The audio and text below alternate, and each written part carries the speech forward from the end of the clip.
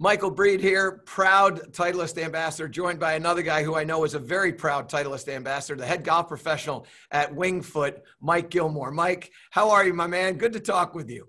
Couldn't be better, Mike. Good to see you, pal. That hat looks beautiful on the top of your head. I know you've had a lot of decisions in your life. That one was probably one of the better ones. Well done. Thank you. Tell me about this relationship that you've got with Titleist. You have been a great player. You played in a number of PGA championships, you played the U.S. Open back at, I think, Pebble back in '92 or something along those lines, but a great player in our section. I know that I had the privilege of getting trounced by you in an event here in the Metropolitan section.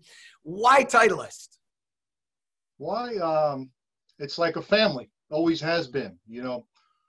Besides having the best equipment around when I was a young player, that's really the only thing that mattered to me, and it still does, but I needed a business partner who was ethical and took care of golf pros and made sure that golf professionals were successful, and Titleist was that company. You could tell by all the people who work with them. They're all good people. You also surround yourself with good people, but you're privileged to work at a place that has had great head golf professionals there. You talk about Tom Neoporti, who we both know or knew, and also Claude Harmon, and all the wonderful professionals that Claude Harmon has had come and work for him. Just give us an idea. This job opens up. You're at Wheatley Hills, I believe, or through Wheatley Hills, Piping Rock as well. Your career as the head golf professional, your career as a PGA professional in the Metropolitan section is extremely high. But now this opportunity comes along at Wingfoot. You get the job. What does it mean to be sitting in that office at this iconic venue as the head golf professional now for, what, about 10 years?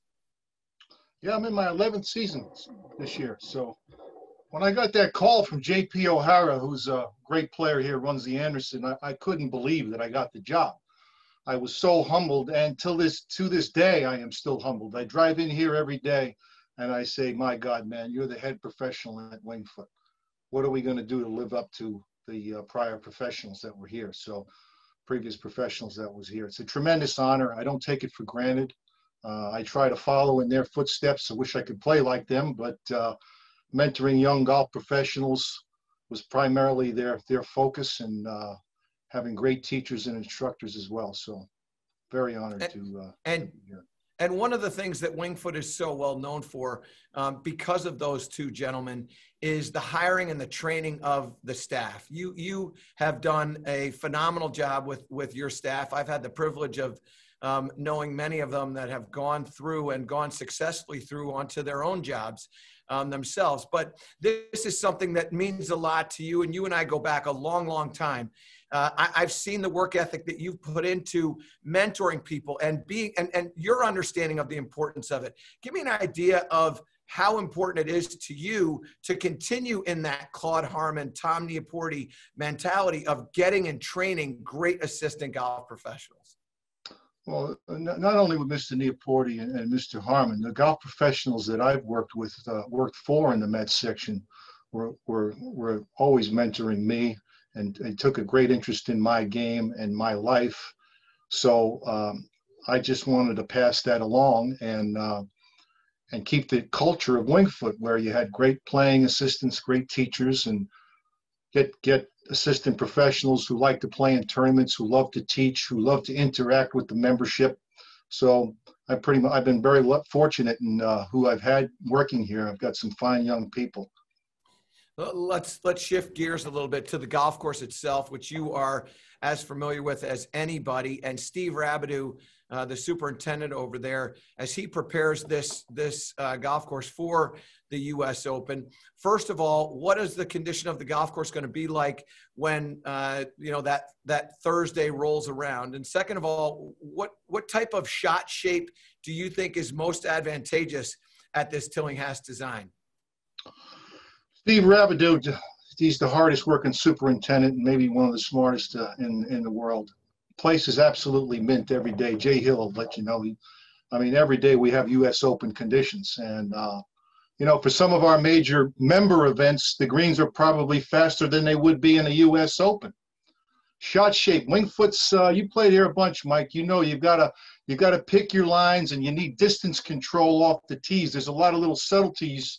There's rarely a straight tee shot, maybe number 9.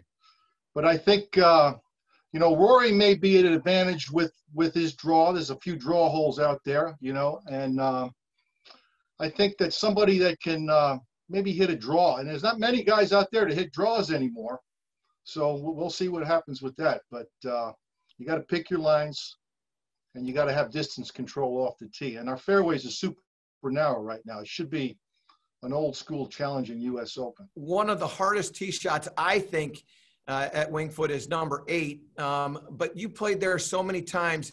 Give me an idea of what you think may be the most challenging tee shot that the players will face, absent of maybe their, the opening tee shot, like Danny Bale. And I would imagine that opening tee shot for Danny, as many times as he's hit that shot in a U.S. Open, it may be a little bit different. But on a normal day, what would be the most challenging tee shot that the players might face at Winged Foot? Well, you know what you're talking about. 8's probably one of the most difficult driving holes out here. That's a big fade hole. It's almost a slice. Wherever you think, if you think you're going to hit it down the right side of the fairway, you need to go over the 2 elm trees on the right to hit the fairway. And that's some of the toughest rough that we have out here on hole number 8. Number 12 is very difficult. They narrowed the fairway by about 8 yards on the left side. So with the back tee, the carry is about 290 to that side hill lie. So the effective fairway is about 15 yards wide on number 12. That's going to be an eye-opener for the players. Hole number 5 is a tough driving hole. It's a par 4 now. You have to hit a little bit of a hook off that tee with the bunker there as well. So it's a really tough driving course. It would be advantageous for most of these pros to get out here and play as many practice rounds as they can. And you talk about distance control off the tee. That immediately turns my mind to the tee shot at 11 and the tee shot at 15, where you kind of have to make decisions of what are you going to do and how much are you going to challenge one side or the other. You think about 15, are you going to cut it into that bank? Are you going to lay up shy of it? When you think about those 2 holes and the decision-making that goes on into really a golf course that we will all say is a long golf course. It's over 7,400 yards playing as a par 70. But those 2 tee shots, I think in particular, are going to be interesting to watch the players, how they're going to attack those holes. Well, I don't know what the USGA is planning on number 11 as far as where their place, the tee placement. But if I was looking at it for 4 rounds, I would not gamble with hitting a driver there at all. I would hit an iron down in the flat, short of the bunker on the left, and it's still a wedge or the most a 9 iron if they hit a 4 iron or a 3 iron off the tee. And I would think the same for number 15. That effective fairway with the slope from right to left. And they narrowed it quite a bit down there, and the creek comes to play on the left. I think most players will lay up if they're thinking about 4 rounds of making pars on that hole of birdies, because you got to hit it in the fairway there with that slope. Let's talk about your game right now. You're not going to be playing in this U.S. Open, but you've played, as I said before, in a number of major championships. What's the state of your game? I know what everybody tells me. All my friends that are members over there are telling me Gilmore's playing great again. Gilmore's playing great again.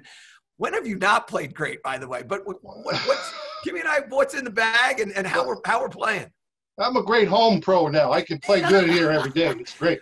Shoot 69. Well, you got a good home course to play, so it's not a bad place to be a good homer. And it's fun playing with our members. They're great. They love it when we play with them. But I just made the cut in the state open. I haven't made a cut in anything in 2 years, so I'm feeling my feathers were flying here when I got here this morning. So that's good stuff. And I keep working on it. We play a lot with the members. I don't get a chance to practice as much as the old days. And actually, I don't really care to. I've got a balanced life here, 6 kids at home, a couple grandchildren. So I get to play, and then at the end of the day, we go home to the family. Talk about what you got in the bag. I'm always interested in finding out What a guy like you, an elite player, as far as I'm concerned, in the metropolitan section, who's had the experience that you've had playing at a golf course that has really unique bunkers. I like to know things like lofts on wedges, bounces on wedges. What are you doing with the driver? I don't want you to necessarily walk me through the bag, but give me an idea of how you set your bag so that you have the best opportunity to shoot your lower scores and make cuts at the New York State Open. I have a TS3 driver, Rogue 125X MSI shaft in there. I like the old school tip stiff 2.5. You know me, I swing on it as hard as I can every time. So that's been a great club for me. I've got a 913 FT fairway wood that Dino Antonucci made for me back in 2012 that is possessed by the devil. I will not leave that. The new one goes further, but I love this club. It doesn't hook. Dino, you're the man. I've got a U500 and 2-iron that I hit pretty much on the tight golf courses off the tee, and a 4-iron as well. And then I've got the T100s, which is the most solid iron I've ever hit. The smash factors on those T100s are ridiculous. I mean, I'm getting 142 on some of the smashes on them, so they're fantastic. My wedges, I've got the SM8s, 56-14. Need a little bounce, you know, getting old, starting to stub it a little bit, so I need a little bit extra bounce on there. And then I've got a 60-10, 60-10, 60, and then I've got a 50-degree with 8-degree bounce on my gap wedge there. Putter is a Newport Titleist. I want to use your instructional talent, and you and I go back to when you were working as an assistant for Billy Farrell at Stanwich, probably even before that. You and I played rounds of golf together at Battleground, New Jersey, years and years ago. But I always love getting some insight from very talented coaches like yourself on how you hit bunker shots that are going to be required for the U.S. Open. They've got to go up into the air very, very high. They have to land very soft. Claude Harmon, Craig Harmon, Butch Harmon, Dick, all of them had great bunker games. There have been a lot of great players that have come out of Winged Foot. You've played these bunkers as well as anybody. Try to help us all hit bunker shots that may be a little bit softer and maybe have a little bit of spin on them. What are some of the things that you like to teach your students or work on in your game? Well, first thing I look at when I get somebody in the bunker, is he steep, is he shallow, or is he in between? Right, so if I get somebody who's too steep, I'll shallow them out a little bit more. For these bunkers here at Winged Foot, I think it helps to be a little bit more shallow. Let the flange slide under, get a little hand action, a little set, and then unhinge real early and let that flange slide under and across a little bit. I think that's the kind of bunker shot you got to play here.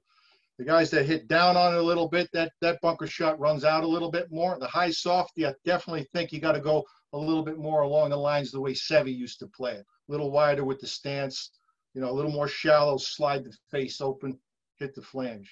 Lower hands, are you a lower hand kind of guy as well as you talk about Seve, or do you want to see players with higher hands in a bunker? A little bit lower. I like them a little bit lower, but you know, you need to have both. Sometimes you need both depending on how firm the sand is. If the sand's a little firm, you can't get away with that shallow stuff. So you got to come down a little steeper, but you always got to let it slide under, hit that flange to create speed. You know, you got to let it kind of slap the sand a little bit.